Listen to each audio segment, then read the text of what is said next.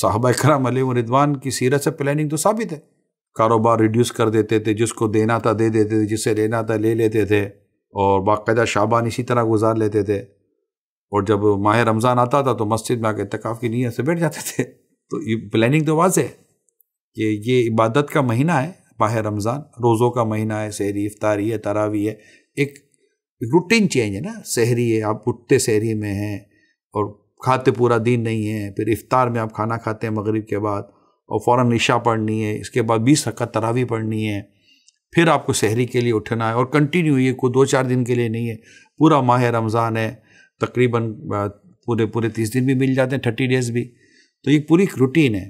اس میں پھر لوگ اپنے مال کی زکوٰۃ نکالنے پر بھی کوشش کرتے ہیں، کوئی صدقہ خیرات کرنے کی کوشش کرتے ہیں، اپنے دسترخوان کو وسعت دیتے ہیں، کچھ انواع اقسام کے اناج، اور مطلب کہ کچھ عمدہ غذائیں پرووائڈ کی جاتی ہیں گھر کے لیے.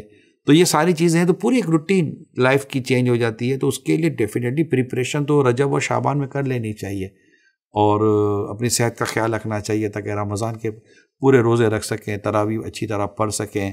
تو یہ ایک پریپریشن ہے، اور اچھی پریپریشن ہے. اگر رمضان المبارک کو صحیح طور پر عبادت کے ساتھ گزارنے کے تعلق سے اگر ہم یہ کرتے ہیں، پھر رشتہ داروں کے ساتھ حسن سلوک کی نیت کریں گے، صدقہ و خیرات کی نیت کریں گے، غریبوں کی غم خواری کی نیت کریں گے، اور اس پہ سخاوت بڑھا دیں گے کہ پیارے آقا صلی اللہ تعالیٰ علیہ وسلم کی سخاوت کے واقعات ہم پڑھتے رہتے ہیں.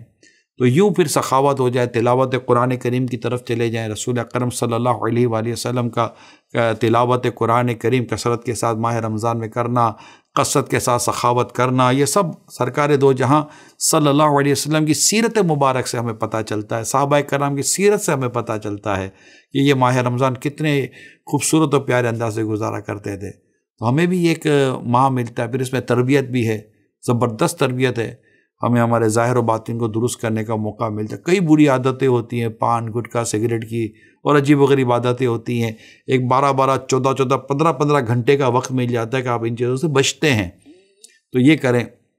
پھر اگر غذاؤں کو اگر ہم نے کنٹرول کیا، اور ایک اچھی غذا اور انرجیٹک غذا اور ایک خوبصورت غذاؤں کے ساتھ اگر رمضان گزارتے ہیں، تو جو میڈیکلی اور ہیلتھ کے تعلق سے جو ایک ریکمنڈیشن ہے اور جو ریسرچ ہے کہ اگر آپ اتنے دنوں تک اپنے آپ کو 15 گھنٹے تک اپنے معدے کو خالی رکھتے ہیں، کھاتے نہیں ہیں، تو وہ آپ کو بہت خوبصورت انرجی کے ساتھ ساتھ ایک بڑا خوبصورت صحت بھی آپ کو ملتی ہے.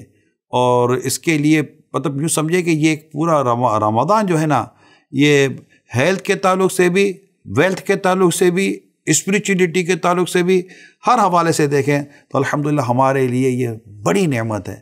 آقا دو جہاں صلی اللہ علیہ وسلم کا فرمان آیا ہے. کیا فرمان ہے؟ اگر میری امت جانتی کہ رمضان کیا ہے تو تمنا کرتی کہ سارا سال رمضان ہوتا. اب سوچے رمضان کیا ہے.